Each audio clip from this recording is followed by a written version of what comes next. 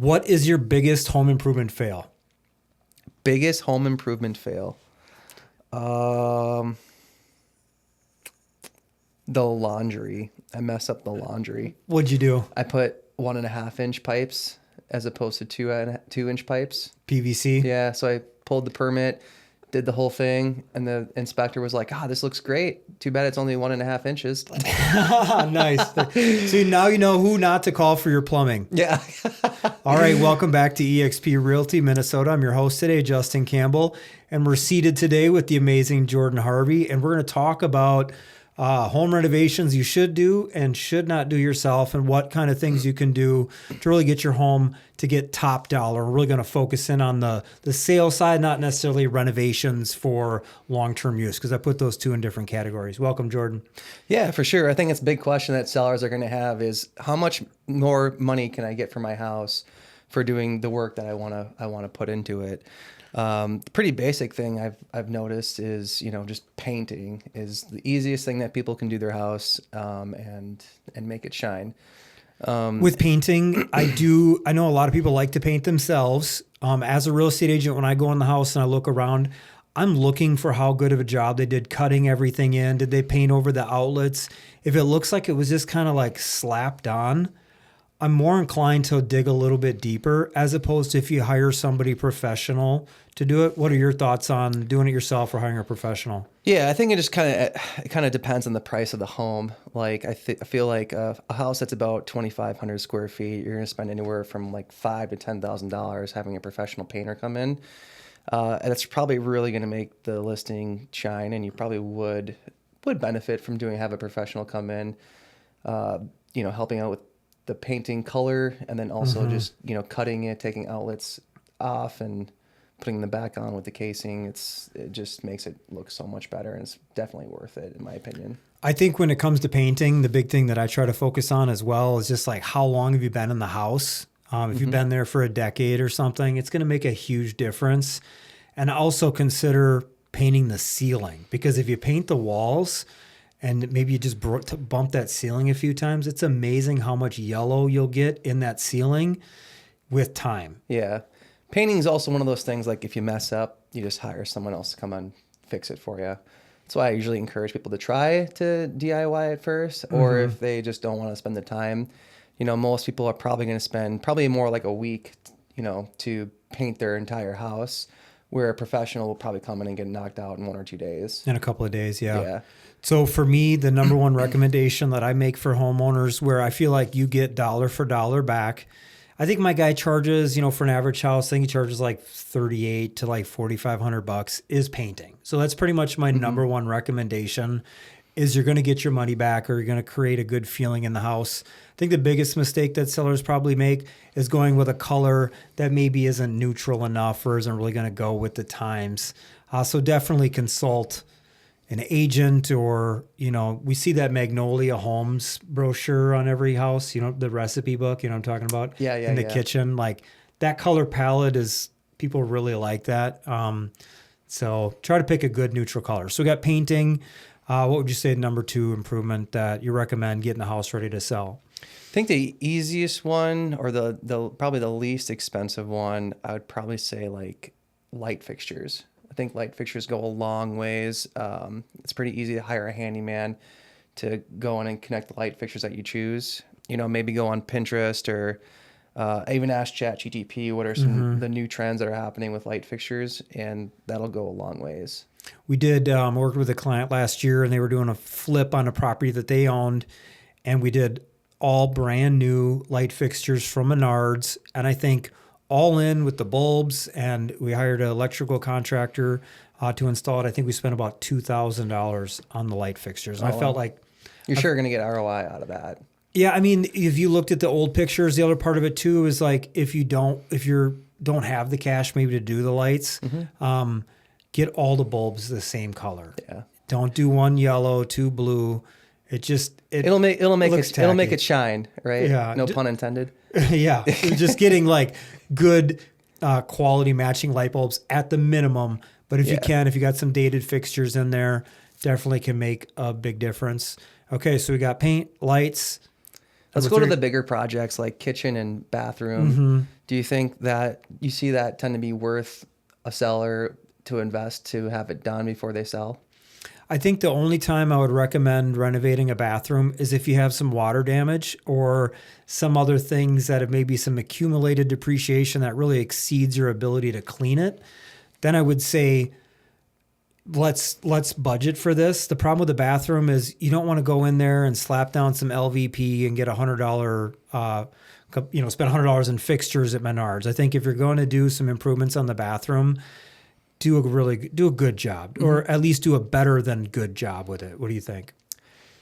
I think it depends on the house, right? So the price of the home will probably matter. Where like if you're planning a budget, a house that's worth $300 and putting in a brand new bathroom, like a $30,000 bathroom in a $300,000 house, it's probably not going to work out too well. You might see a little ROI on there's not much upside. I feel like if you have a house that's in the 500-600 range and there's just a bathroom that's just like super outdated, it's just it's in the ensuite of the primary and it's it's been sitting there since 1985. Like you probably want to update the bathroom and make it really, really comfortable for the new homeowner that's going to purchase that house. Like walking into the main bedroom, walking into an ensuite, nice little bathroom. Yeah. It's probably going to get you back your ROI. I don't know if you get necessarily dollar for dollar back on that type of improvement, but you will get, it'll maybe sell quicker or closer to dollar amount.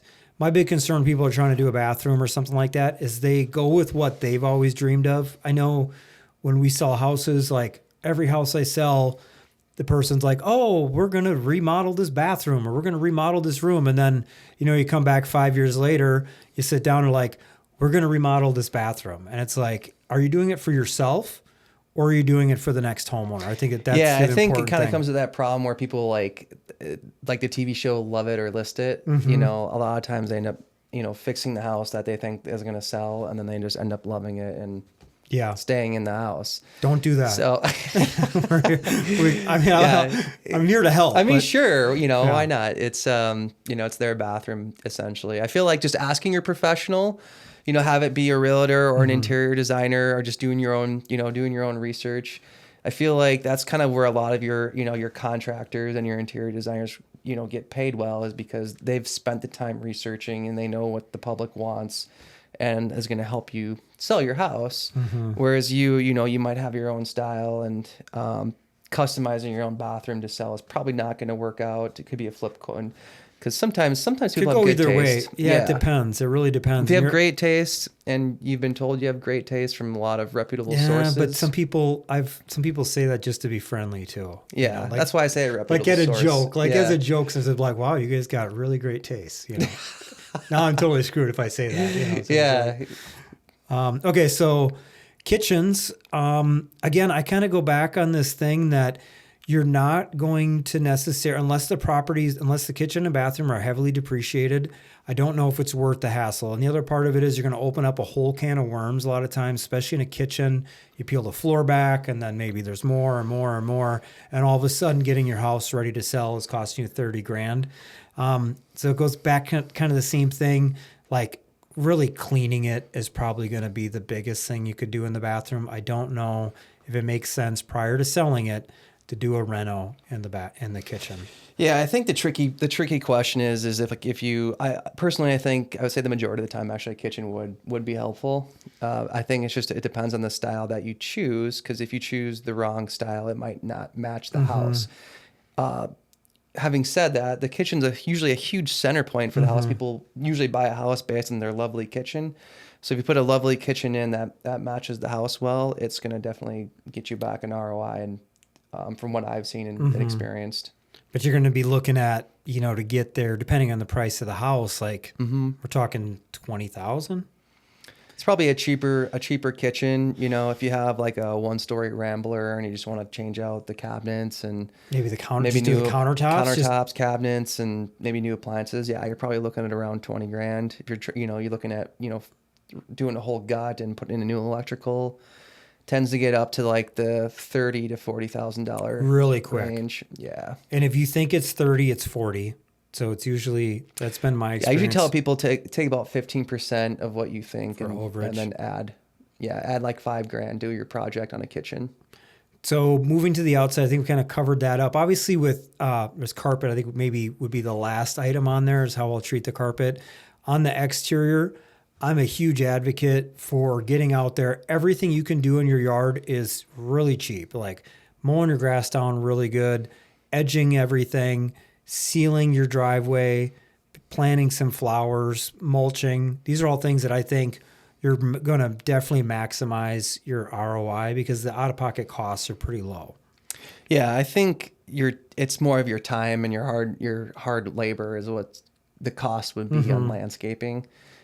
Just doing landscaping is generally, I think, is pretty expensive to hire somebody out, but doing it yourself is going to be just relatively cheap. It's just moving one thing over to another, or getting rid of weeds and mowing the grass, trimming the shrubs. It's time. It is time consuming. I know my son's done it. I got a 20-year-old. Yeah, hire the high school kid down the block for $20. What's funny though is I think people are like, they think they're hard workers, but honestly, I don't know if there's like. Yeah, they say that, and then they do it for about an hour, and then they want to hire somebody. Yeah. So, I mean, maybe having the neighbor kid come in and doing some weeding, I think it makes a huge difference. I had a client bought like, I don't know the correct word, if it's a vase or vase, like they put up on the front, like a big thing, and they put some stuff in there. I thought it looked really great. It showed up great in the pictures. So the yard, anything you can do. Obviously, if you're going to hire a landscaping company to come in and do some hardscapes or something, it may be something if your yard is really beat up and it isn't really appealing, and especially if you're getting in that higher price points, it might make sense in that case to have some additional work done. I feel like just exterior work, like when people see your house, the first minute they're going to notice is how's your landscaping. If your landscaping is bad, it already makes them feel like you haven't upkept this house, right? Opens up that thought. Yeah, it's like the curb appeal aspect of the house. So when you've trimmed the yard and put some flowers up, put some mulch down in places just to make it look nice and tidy, it really gives people the sense that you take care of your home. You have a pride of ownership, and people are going to they're going to want that walking into the house, and they haven't even really walked up to the house yet. What about cleaning your gutters? I will add in here, I had a client, she decided to clean her gutters, and I found out later, and I was like, I think the leading cause of death for middle-aged men is cleaning the gutters. Falling off ladders. It's falling scary. off the ladder. Like just don't do it. Like if you're ground based, stay on the ground. But maybe you can do it from the ground. You could rent a pressure washer and do the best you can to get sometimes you get that scum on the front there. But definitely cleaning the gutters out and pressure washing is something that I think is worth it, depending on the house. Yeah, clean the front of your house, and then if you're uncomfortable cleaning the front of the house, maybe hire out the back or the sides, or you can just leave it. I feel like as long as the front is at least clean, like that's really probably the most important, and you can kind of get away with like a dirty side house. The front, no, clean the front up, make it look nice. And if you have peeling paint on the exterior, now would be the time to take care of that. If you sometimes you get an area where maybe gets a lot of sun, it's peeled a little bit. If you get that taken care of without too much effort, I think that's another great area on the exterior to touch up. Going back to the inside, about carpet. What are your thoughts on carpet? Because I go back and forth on this, whether or not it's worth it, or if it's better to just put a note in there, hey, seller will offer $3,000 in concession for the buyer to pick out carpet. What do you think? I think put in carpet. Do the carpet? Yeah, pick the most generic, best looking carpet you can for your money. Put it in. So you're going for the zeal of like how people react to it rather than. Yeah, I think like some people have a hard time trying to buy a house and imagine what kind of carpet they're going to put in, and they just see it as another project. Majority of people don't like carpet. Is what I've noticed. They'd rather see hardwood floors and put a rug down. So if you have hardwood floors under your carpet, I would just tear it out and see if you can sand and restain those floors, because it'd be just a little bit more than even if they're not stained. Even if you just like Yeah. If freshen they- them up a little bit, I think it looks better than carpet. Yeah, you can just honestly. clean it. Yeah.